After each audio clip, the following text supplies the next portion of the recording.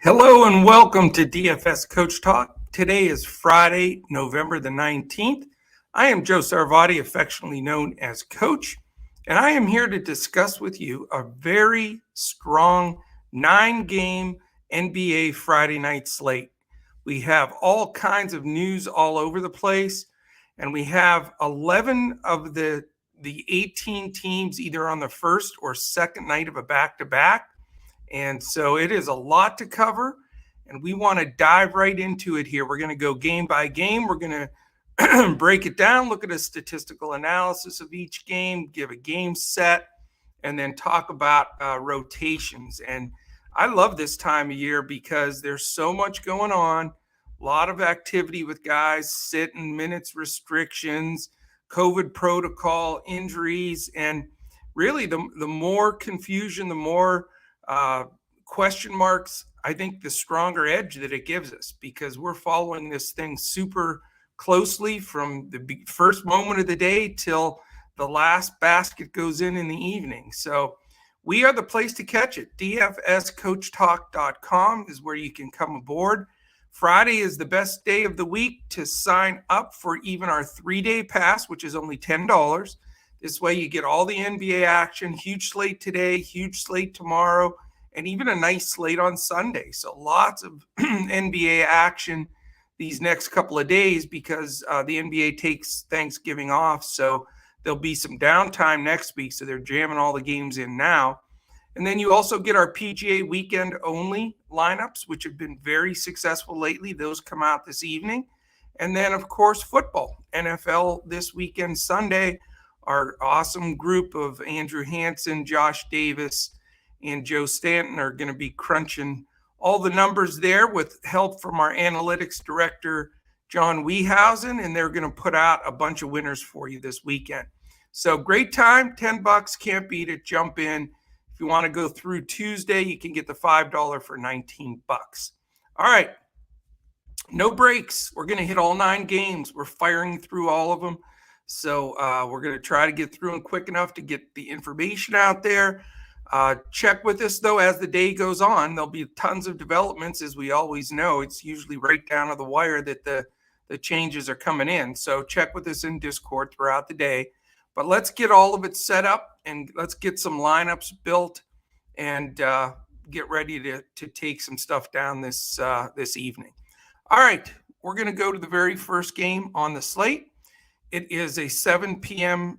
Game. It's the Golden State Warriors at the Detroit Pistons. The Warriors are favored by 8.5. It's a 210.5 total. 109.5 implied for Golden State. 101 for Detroit.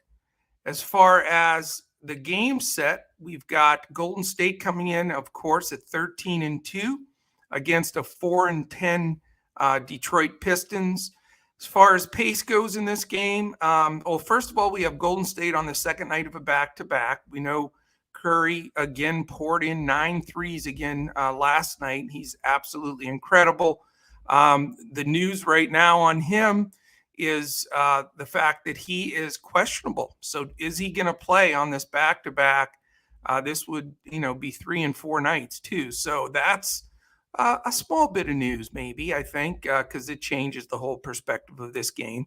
But it is the second night of a back-to-back for him. As far as the other injuries go, by the way, Curry questionable, Iguodala questionable, Thompson and Weissman out for Detroit. My favorite guy, Livers, is probable, and Olynyk, we know, is out for a while. So let's look again at that statistical breakdown here. We've got Golden State with the 17th pace. The Pistons are the 10th pace. Offensive efficiency, Golden State number 1 in the league. That's with Curry, so we got to wait and see if he plays. Detroit, as the young teams are, 28th. Defensive efficiency, Golden State number 1 in the league there. So when you're in number 1 in both offense and defensive efficiency, that's unusual. That's why they're dominating and just kicking people's butts. But that puts a little bit tough squeeze on Detroit. And if Curry sits, as awesome as he is offensively, he's not really a defensive specialist. So it's going to, maybe even help Detroit a little bit. Golden State a little bit defensively. So definitely not a target for me on the Pistons side. The Pistons 21st defensively. So again, Curry at 11.5. If he's in, the guy's just absolutely unconscious lately. Has the most 3-pointers in one calendar year than anybody in the history of the NBA. I saw that last night. Just 400 plus 3-pointers in that time frame. Just mind-bending. Anyway, so if he's out, for example, though, Jordan Poole, Wiggins, both really come into play.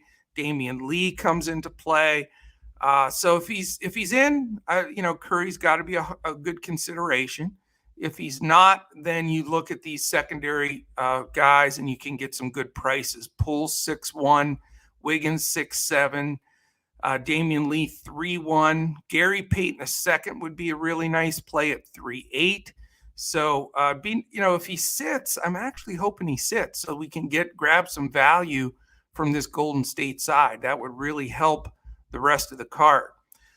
On the Detroit side, Cunningham's up to 6'4" now, so he's floating up. He is putting up numbers. He had good solid game the last time. He is a high usage guy. So somebody you can look at, but again, against the number one defense, it makes it a little bit tough. And then I really don't think there's any consistency with anybody else. Hayes, Bay, Grant, Stewart, those guys are all medium priced. Hayes is cheap, but the other three are priced a little bit too high for me. So not my favorite game on the slate unless we can get some good value from the Warriors side if Steph sits. All right, game 2, 7 o'clock, Indiana Pacers, Charlotte Hornets. Charlotte -3, 215 is the total. Implied for Indiana's 106 and Charlotte 109. So not too shabby there. Pacers come in at 6-10, disappointing so far, but they have been dinged up. And the Hornets are 9-7. Injury-wise, Duarte is questionable. He sat the last game. And then we know TJ Warren is out. And for Charlotte, PJ Washington is out. So let's look at this statistically here. First night of a back-to-back for both teams. So does that affect their rotations? We know Carlisle doesn't like to pound minutes on his guys. So that definitely is a bit of a negative on the Pacer side. Charlotte, not quite as much, but, they're not going to overextend some of the guys, but they have a lot of youth on that team.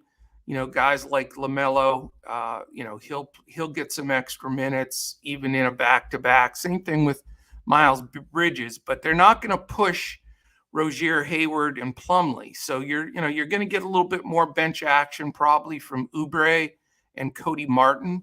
I think those two guys are worth a discussion. Pace of play, Indiana 16th, Charlotte 3rd, so decent enough. Offensive efficiency, 19th and 14th, so just very average. Defensively, not great. Indiana 16th, Charlotte 24th. So there are some good plays in this game. Brogdon at 8-3 is a nice play. LeVert was disappointing, very disappointing the last game, and he's at 6-7. Sabonis is down to 8-9. He was in the 10s there for a while, so that's starting to get tempting anytime you see him dip below 9. Turner at 6-4. Then you got a lot of cheap bench guys from Indiana. I think, initially here, I think Malcolm Brogdon's a nice play at 8-3. I just want to make sure he's getting decent minutes in this game, and it worries me that it's the first night of a back-to-back. So I'm not ecstatic about that either on that side. The two guys that I would look at from the Hornets side, I already alluded to, and that's 10-4 LaMelo Ball. But man, guys like LaMelo are starting to pay that number. That's a big number. Also, Miles Bridges at 7-9 now that he's dipped below 8K. Again, I think that you got to start considering him. He can have some big games, and they're going to need him in there against Sabonis and Turner. After that, again, on the first night of a back-to-back, the other guys, the vets, make me a little bit nervous. So I think that I'll pass as far as that goes. All right, next game, 7:30. Lakers Celtics, like an old-time game of two championship teams. Not so much this year, but we'll see how that goes. The total in this game is not up because we don't have any word on LeBron, and so we do not have any numbers on this game yet. So you're going to have to tune back in to catch that. That doesn't happen very often, but when you have guys like LeBron, not sure, if they're going to play or not, it does affect the line. In Vegas are no dummies. They don't want people jumping on the correct side there. All right, so let's look at both teams. Lakers are 8-8, Boston are 7-8. So they're both treading water. They're both trying to get healthy, and we'll see, how that's going to work out if either one of them can make a run. You've got LeBron James, as I said, questionable. I think he's trending to play. I've got him in as of right now personally, but we'll follow that news.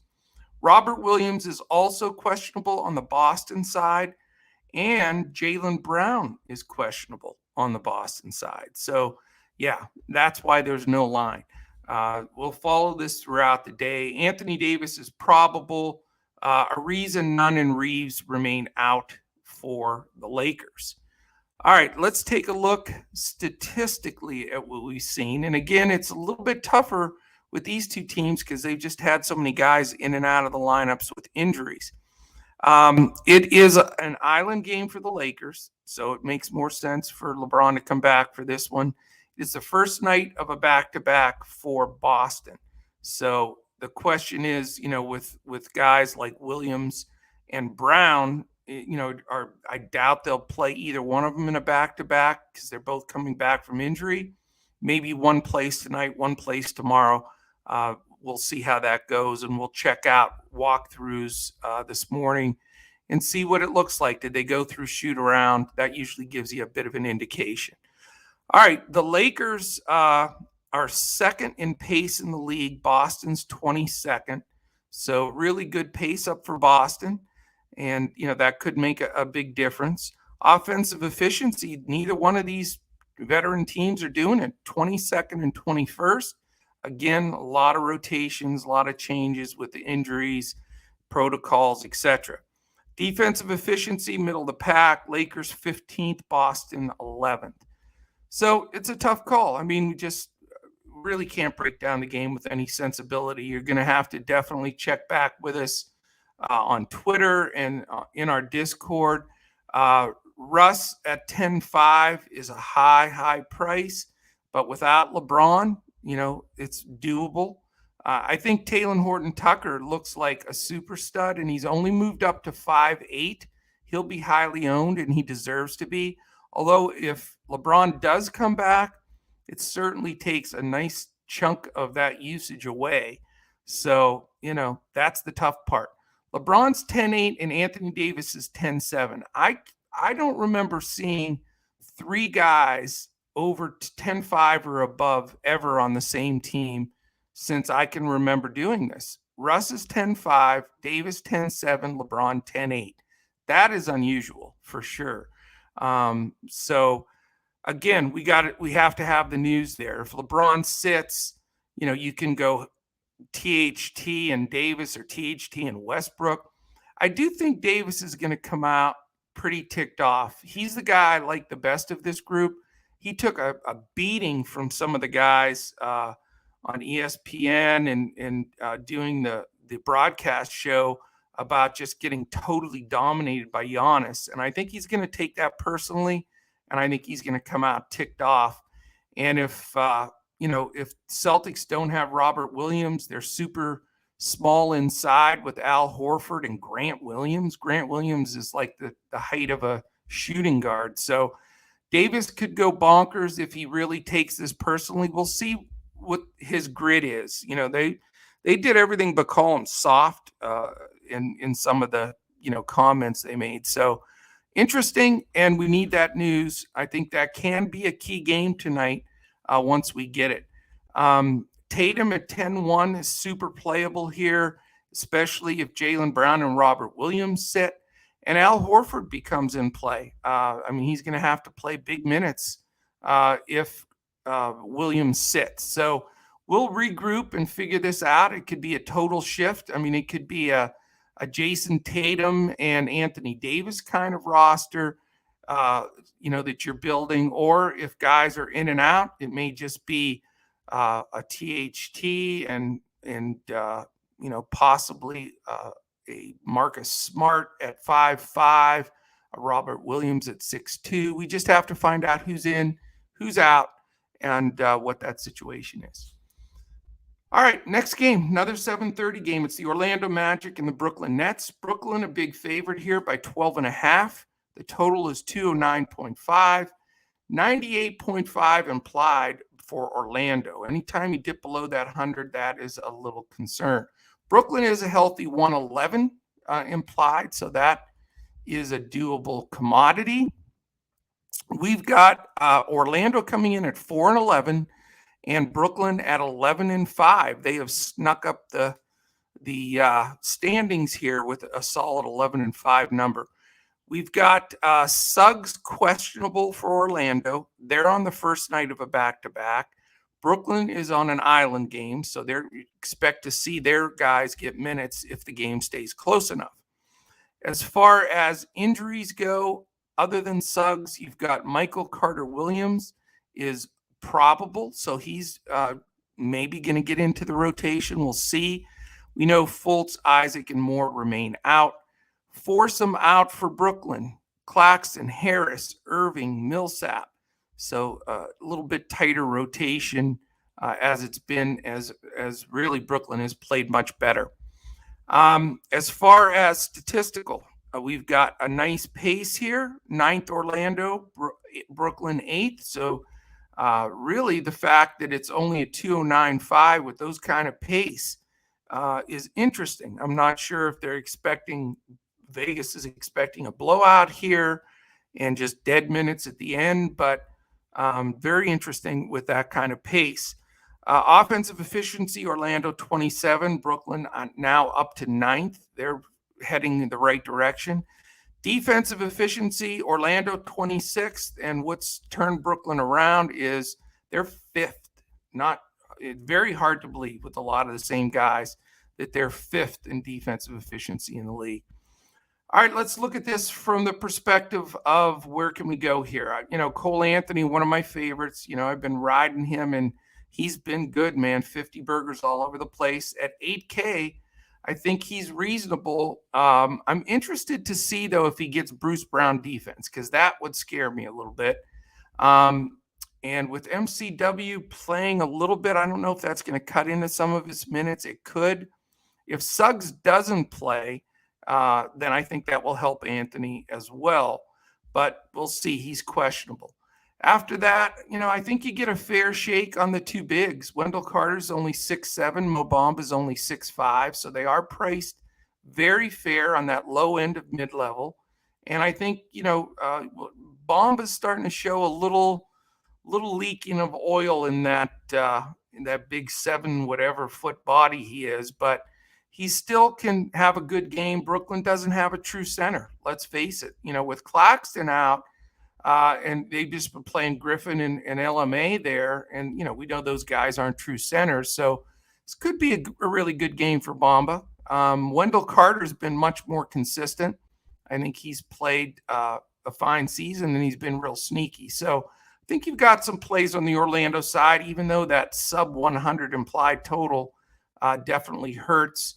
They do use their bench a lot. Ross, Okeke, Hampton, Harris, all sub 4K, but only GPP plays for me. All right, do you go to the two big boys? You've got, the weird over 10K 3 guys for the Lakers. Well, we have the weird over 11K 2 guys for Brooklyn. Harden's 11.2 and Durant's 11.4. So, again, it really makes it impossible to get both. Do you choose one or the other to go to? I think I'm split completely down the middle. I could go either direction here. I like that it's an island game. So I really do feel like you may need to have Harden or Durant in that optimal lineup. The big question is which one. That's the decision I'm going to make, and I'll be sharing that in Discord with our members. And I'm not giving it now because I don't have it yet. I need to see how the rest of the value plays out so I can see which way to go and where to focus there. Not going to go with all the cheap guys. It's amazing they have those two big price guys, and then their other starters right now are 3-8 Patty Mills, 4-2 Bruce Brown, and 4-1 Blake Griffin, and then 4-9 Aldridge off the bench. All super, viable because they're cheap. They're going to get minutes. It's an island game. Certainly can dip in, sort of like going with one of the pay-ups with Harden or Durant, and then one of the value guys there.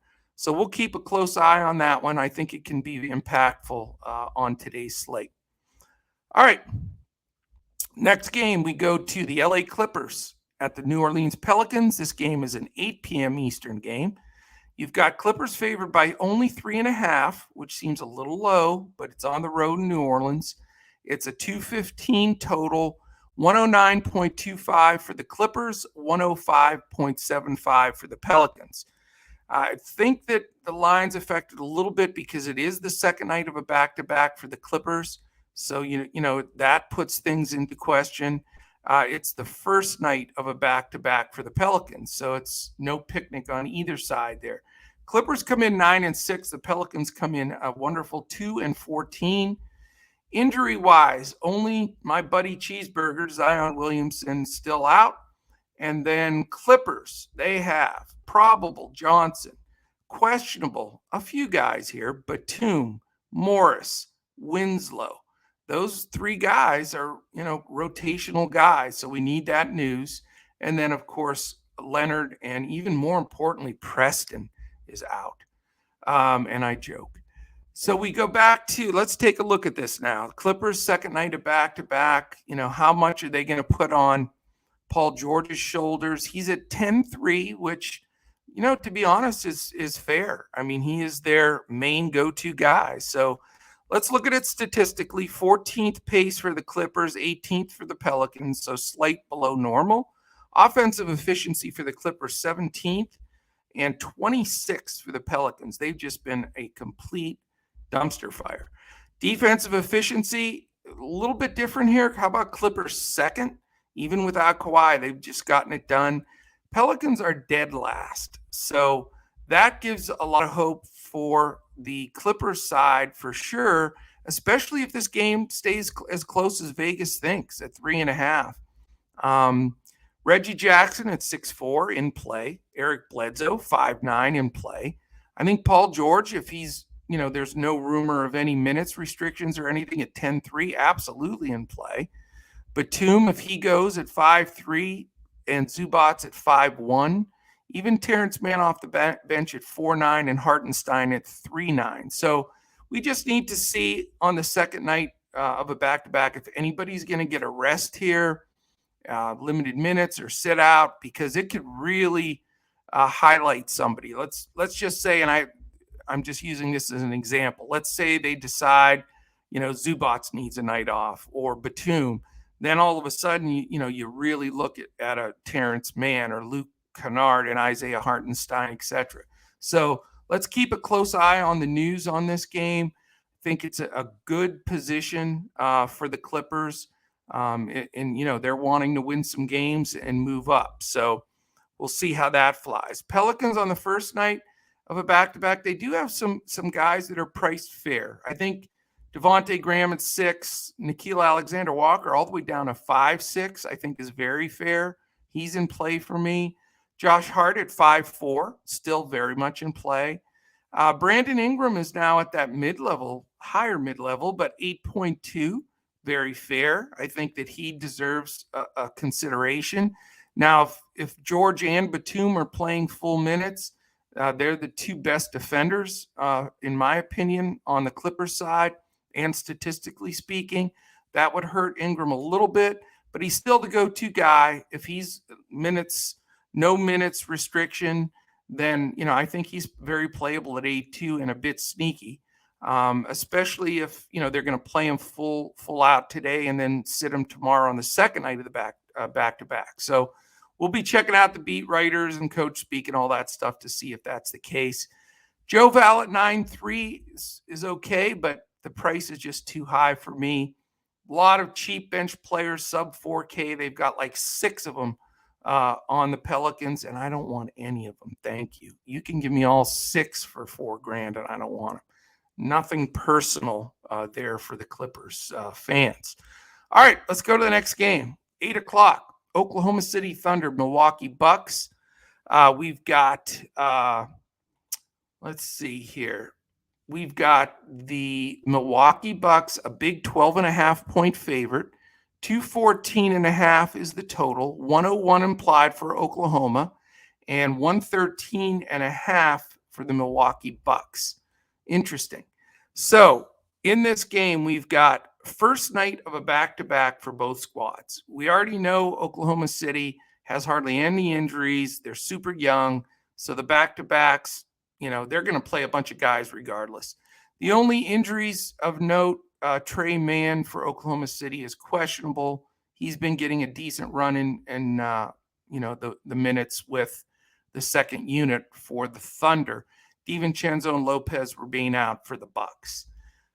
So as far as from the statistical side, we've got the 7th in pace in the Thunder and the 6th in Milwaukee. So I like that. I like the fact that we've got 2 good, speedy teams. Oklahoma City just doesn't know how to finish it yet. Still too young, 29th in offensive efficiency. Bucks are 16th. Defensively, nothing to write home about. Very mid-range. Thunder 13th. Milwaukee surprising 19th, but they've had a lot of guys out. So the question is, what are these coaches going to do on the back-to-backs? How much, is Giannis going to be in play full minutes? If they, blow out the Thunder, he could get limited minutes. And I'm just going to say right off the bat, at the 12-3 number, I know Giannis can break the slate, but I just can't go there in a game with this much of the potential of blowing out. So I'm not going to be on the Giannis bandwagon, but I do not blame you if you are. That 12-3 number is big if he's only going to get short minutes. Although he's the greatest points per minute DFS guy, literally, that we've ever seen in the NBA. So again, if you play him, I understand. I'm just not going to go there. Other guys for Milwaukee that you can consider. The question is, where is Lou Dort going to go? Who's he going to play? Is he going to play Holiday, Middleton, Giannis? I mean, he could play anybody. You just never know. I'm thinking maybe he plays Holiday a little bit. That's just my gut. And then probably some of Middleton. I don't know if they'll put him on Giannis much. I think Baisley's going to get the majority of that based on, what I've looked at through Basketball Reference. So, not at 7-2, again, with the potential of a blowout in the first night of a back-to-back. Holiday at 7-2, Middleton at 7-8 coming back from an injury.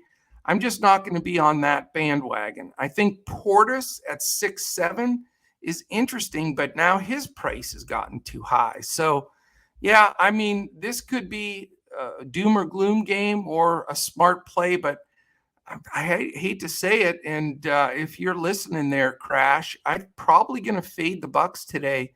Just concerned that Coach Bud's going to rest some guys and just try to win this game with a lot of bench players. Noir might be the best play of the group at 3-3. He could be so sneaky if he gets his big minutes. We know he can score the ball. So just a thought. From the Thunder side, again, they play so many guys. It's so frustrating. But Shea's up to 8-4, which is rough. But he's probably going to get Drew Holiday defense, which is no picnic. Lou Dort was their top scorer, took the most shots. He's only 5K. Might be a decent enough play. Giddey's at 6'5". We know he's got triple-double potential, but a little scary.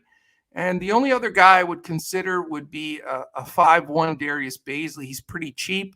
But if he has to face Giannis, pass. So Yeah, not my favorite game. I think there will be some ownership to this game, but I just don't see it adding up to me with the potential of this game not being close. All right. Like I said, no breaks. We're firing through this sucker. We've got 3 games left, 6 down, 3 to go. The next one's the Chicago Bulls and Denver Nuggets at 9 Eastern. We've got, let's take a look here at the game set. Chicago's 10-5. Denver is 9-6. Small question mark here. The Joker is questionable. That changes just a few things in this game. So that's news we need to know before we can evaluate anything in this game. That's certainly something that we got to look at right away. But as far as the other folks, Caruso and Green are probable. Vuk and Pat Williams are out. For Denver, it's the Joker and Zeke. Mr. Zeke there is questionable. Jamal Murray and Mr. Porter Jr. out. So where does this game fall into the mix, and how much can we really look at it until we get the Joker news? Let's just pretend the Joker's in for right now, and then we can adjust from there. As far as pace, Chicago's 11th, Denver's 30th. So now they are the slowest team in the league. They are playing a bit of bully ball, get the ball into Jokic, Joker, a little bit into Gordon, move the ball around. They're a smart team, and they're pretty efficient. But the question is, the pace. How much does that hurt the Bulls? It is a second night of a back-to-back for Denver. Chicago's on an island game, so that's a big advantage for Chicago. Hence, the fact that this game is going to be a tight one. There's no spread, by the way, no totals because of the Joker news. So that's completely understandable. It'd be interesting to know what Vegas has ready if Joker plays or doesn't play. I bet you it's a massive swing in the line. Again, being a second night, the question is, we know he tweaked something the other day, and he's not, he's at pretty much 100%, but they don't want to take any crazy chances. So we'll see. We got to wait for that news. Again, as far as offensive efficiency, Chicago's been scoring the ball like crazy. They're 7th. Seventh, and Denver's 20th. And then defensive efficiency is the concern here. You've got 2 top 10 teams. You've got Chicago 9th and Denver 4th. That's how these teams are winning. They're getting transition and steals and slowing it down, playing half court on the Denver side. So, it's not a game that dives out at you. If Joker sits, obviously everybody's going to load up on the Denver Nuggets value, because if the Joker sits, then everything comes into play. Morris at 4-3, Barton at 6-8, Aaron Gordon at 5-3, all huge plays. Jermichael Green, if he's in at 3-4, you can start talking about all these guys. If the Joker plays, I think he is the play, because he's 12K, but no one's been smashing like him. I think he's actually been better than Giannis recently. I mean, it's close. Those two have been by far the best. But, we just need to see. If there's no limits and he's going to play, then let's go for it. But at 12K, you got to make sure, and we'll follow that and let everybody know in Discord. I want to hear Malone say, we're rolling Joker out there, regular minutes, and that's the only one I'm going to spend 12K on him on a real nice 9-game slate. If there's any chance he plays less minutes, then you just can't afford that. That kills you in cash and the single entries if you spend 12K and the guy doesn't play full minutes. So we just need that to figure out the Denver rotation. That could be a great value spot as well, but we'll see. On the Chicago side, you've got a fairly well-priced 6-7 Lonzo Ball. Caruso's up to 5-4 now, which is getting a little problematic. Zach LaVine at 8-6 and DeRozan at 9 flat. Good plays. They're both scoring the ball. They're both tough. I will say, I really respect Aaron Gordon defense recently. come to appreciate how he can really slow people down. And I think they put him on DeRozan. I really do. So, I'd lean a little bit more towards Zach LaVine. Bradley at the center spot, it's at 3-2, I guess, a punt, but they're using a lot of that bench. White, Green, Jones Jr., Dosunmu, Alize Johnson at times.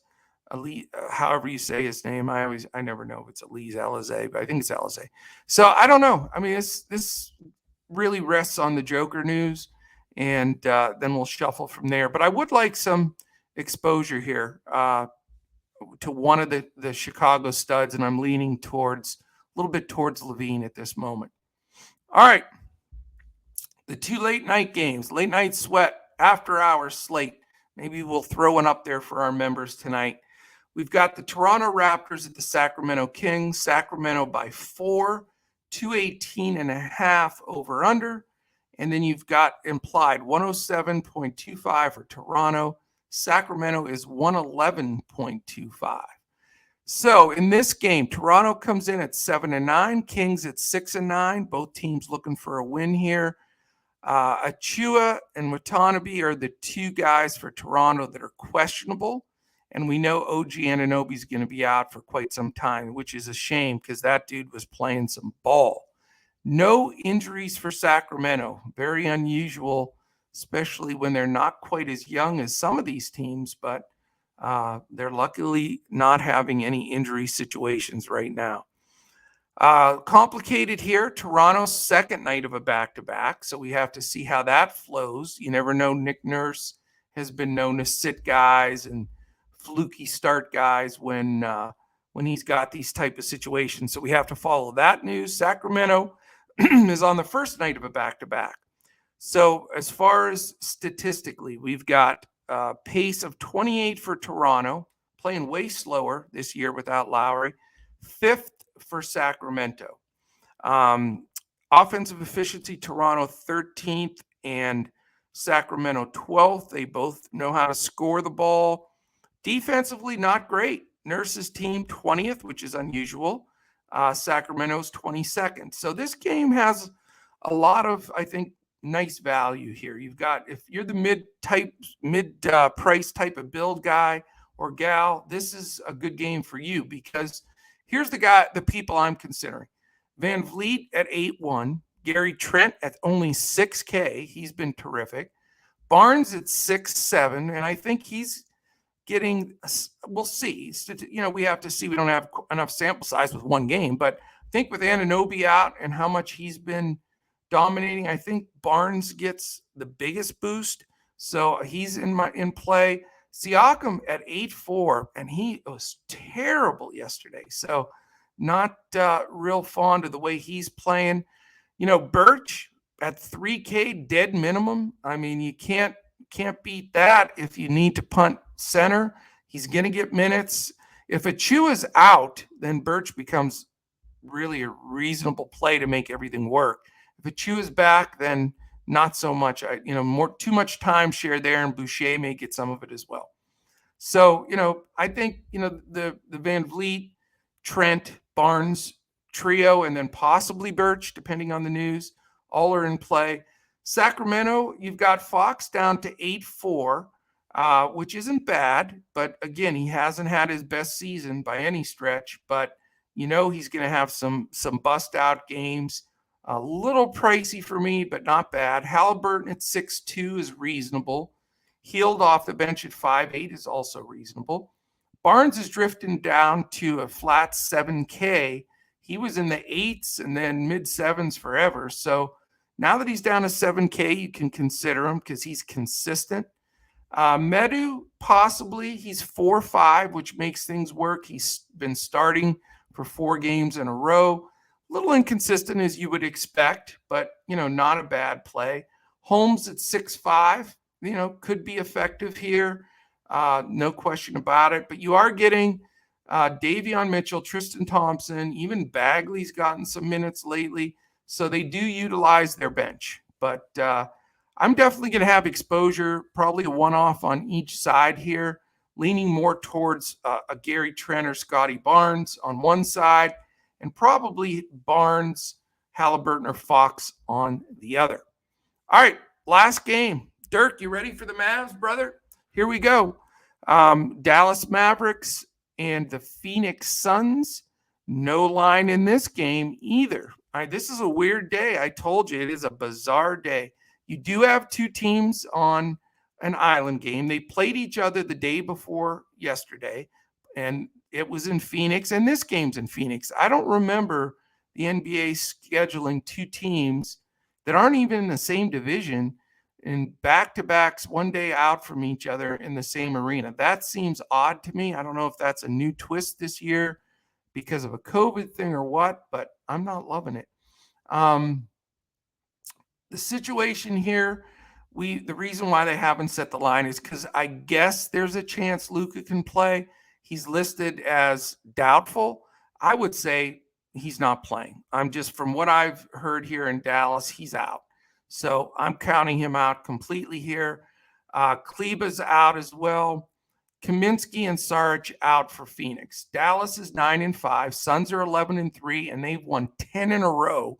I remember saying at 1-3, they were in a malaise from being in the finals last year, and then bingo, 10 in a row. So not super excited about the fact that Dallas has to take them on a second time in Phoenix after losing the last one. They stuck in there the whole game the last time to the very end and then lost. So can they stay in it again? That's the question. Statistically speaking, we will see. But I will say pace of play, Dallas is 20th, Phoenix 4th. So they are getting up and down. A lot of it is defense to offense transition. Offensive efficiency, Dallas 15th, Phoenix 8th. So pretty darn good. And defensively, Dallas is 18th, Phoenix all the way up to 3rd. They were in the 20s 2 weeks ago. That goes to show you how fast things can change. As far as, it looks in this game as far as players, if Luka sits, everybody's going to be jumping back to Brunson. He is 6'7", though. That stings, man. That's a lot. You've got Chris Stapps, who stepped up at 7'8", if you trust that. Don't really trust anybody else on that side of the ball. Phoenix, Paul at 8'5", Booker at 8'7", Ayton at 6'7". Ayton's my favorite play, and I don't like Ayton, but Biggs hurt Dallas. That price is right, and he's the spot that I'm going to go. So that is it, my friends. 9 up, 9 down. Jammed it all in. Join us at dfscoachtalk.com. We'd love to have you. Really appreciate you listening in today, and hope you join us at Coach Talk. So we'll definitely be back tomorrow. Saturday's my favorite podcast of the week because Josh Crash Davis and I will build a two brains lineup and get after it on our Saturday podcast. And tomorrow's a good card as well. All right. Thank you so much for listening in. And we'll be back again tomorrow as we look to crush it in DFS NBA.